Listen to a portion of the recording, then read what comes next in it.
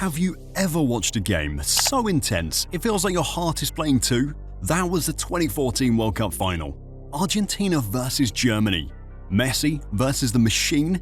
History on the line. Germany had just humiliated Brazil 7-1, while Argentina, led by Messi, was one win away from football immortality. Chances came, chances went. Higuain fluffed it, Messi missed, and Neuer almost decapitated someone. Then, in the dying moments of extra time, something spectacular happened. And this was caused by one man, Hansi Flick, making this World Cup one to never forget. Before the 2014 World Cup, Argentina had a reputation, the cursed contenders, a team stacked with talent, always expected to go far, but somehow always falling short. Since their last triumph in 1986, Argentina had been haunted by disappointment. 1990, lost the final to Germany. 1994, Maradona was sent home in disgrace. 1998, quarter-final heartbreak against the Netherlands. 2002, a group stage disaster. 2006 and 2010, both times they ran into Germany in the quarters and got sent packing. The pressure wasn't just on the team, it was on Messi. At Barcelona, he'd won it all, but with Argentina, he'd never even scored in a World Cup knockout game. Critics called him a club legend, but a national team ghost. And this was his chance to change the narrative. Group F, on paper, it looked easy. Bosnia, Iran, and Nigeria. But Argentina, they never do things the easy way. First game, Bosnia. A nervous start, but a lucky own goal gave Argentina the lead. Then, a moment of magic. Messi picks up the ball, glides past defenders, left foot curler, a vintage Messi goal. 2-1 Argentina, a winning start. Next, Iran. Sounds like a walk in the park, right? Wrong. Iran parked the bus, frustrated Argentina, and even had chances to win it. But then, deep into stoppage time, Messi again. Left foot, top corner. 1-0 Argentina. A last-second escape. Last group game, Nigeria. An end-to-end battle. Messi scores twice. Argentina wins 3-2. Group winners. But questions remained. Were they title contenders? Round of 16? Switzerland. Another nerve-wracking game. No goals for 118 minutes. Penalties looming. But then, Messi drives forward and slips it to Di Maria. Goal, 1-0 Argentina. Quarterfinals secured. Quarterfinals? Belgium. A tough opponent, but Argentina found an early breakthrough. Higuain smashes one in. 1-0. Argentina's defense hold firm. Semi-finals, here we come. Semi-finals? The Netherlands. A cagey battle. No goals. Extra time? Still no goals. It came down to penalties. Romero, Argentina's hero.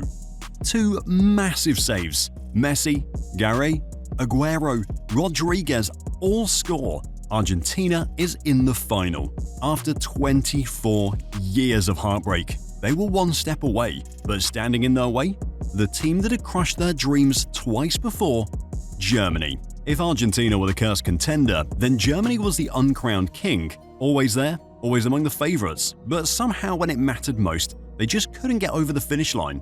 It had been nearly 25 years since they last won the World Cup. A painful stretch filled with near misses and heartbreaks. Look at their history since that 1990 triumph. The 2002 World Cup? They made it to the final only to be undone by Brazil and a prime Ronaldo. The 2006 World Cup? Semi-final heartbreak against Italy on home soil. A loss so painful that it still haunts German fans. The 2008 Euros? Another final, another defeat, this time to Spain. The 2010 World Cup?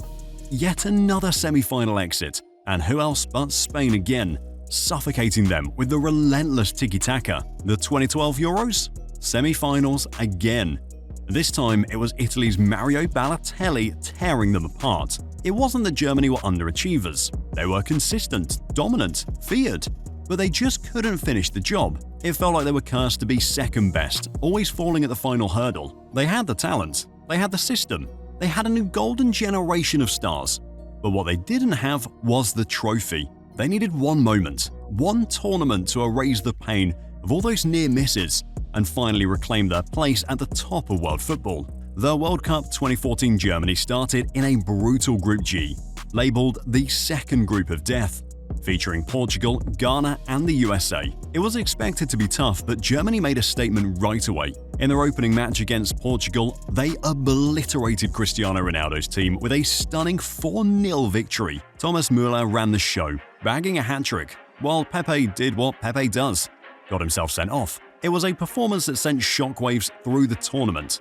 Germany wasn't just here to compete, they were here to dominate. Then came Ghana, and this time it wasn't as straightforward. Ghana played with energy and intensity, and at one point even led the match. But Germany had a secret weapon.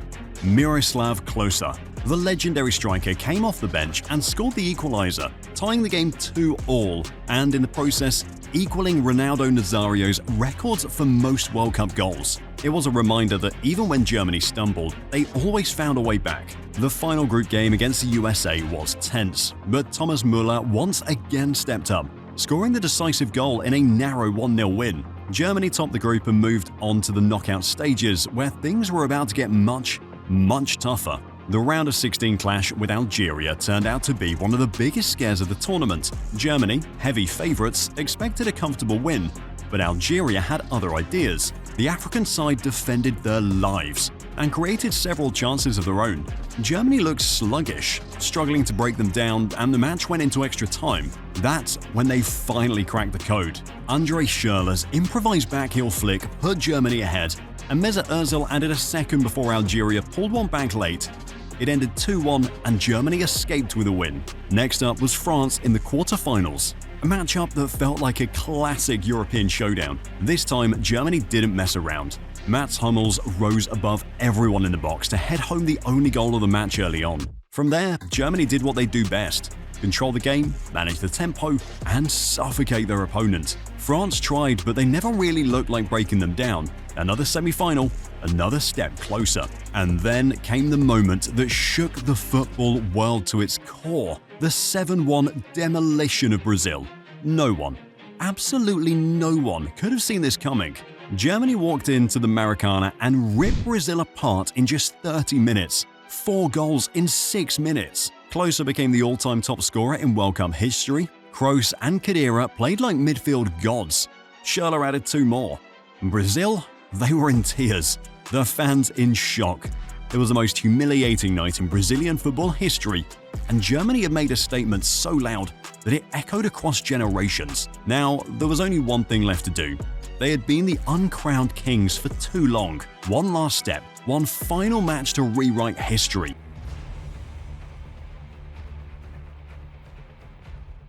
From the first whistle, it was clear. This wasn't just a football match. It was a battle, a war, a 90-minute or more test of nerves, skill, and who could handle the pressure of the biggest stage in world football. Argentina came out flying. They knew Germany had just embarrassed Brazil 7-1 and wanted to make a statement. This wasn't going to be some open game where Germany could pass them to death. No, this was war. And then, just like that, Argentina got their golden chance. A careless German back pass from Toni Kroos. The ball lands at the feet of Gonzalo Higuain, and suddenly, it's just him and Neuer.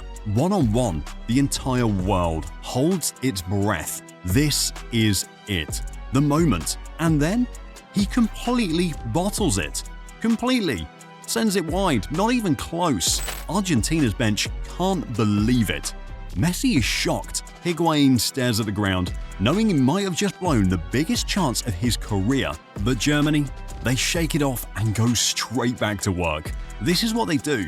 They absorb pressure, they stay patient, and they find the openings. Kroos, Özil, Müller, all looking for gaps, all trying to break down Argentina's rock-solid defense. And credit where it's due, Argentina's backline is playing out of their minds. Mascherano, he's everywhere.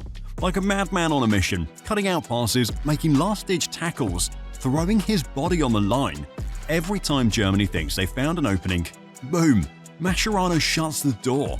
Germany gets their moment too. A brilliant cross into the box, and out of nowhere, Benedikt Höwedes flies in. Boom, bullet header. It's going in. This is it. But no, it smashes against the post, inches away from glory. Both teams are throwing everything at this, but neither can land the knockout punch. It's tense, it's physical, it's a chess match. One thing is clear, this is not going to be a high-scoring affair. The second half kicks off, and if you thought the first half was intense, this was something else. Every pass, every touch, every duel, it felt like life or death. The stakes couldn't be higher. Argentina knew they had to strike. They had to. They had already let one golden chance slip through Higuain's feet.